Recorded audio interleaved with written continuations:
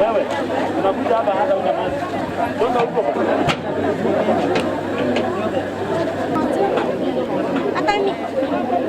Kwa hiyo nyumba yake baada ya kupekua ikapatikana na maafisa yetu wale ambao walikuwa wameenda kwa hiyo nyumba, ikapatikana iko kifaa ya kujipima hii ugonjwa wa HIV na patikana kits kadhaa ambayo yalikuwa yamejipima.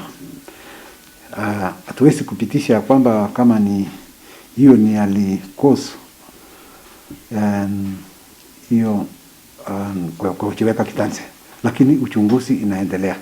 Kama wakaaji eneo hii tunatoa wito kwa vijana, kama mambo yanatokea ama shida inatokea, suluhisho sio kutoa uhai.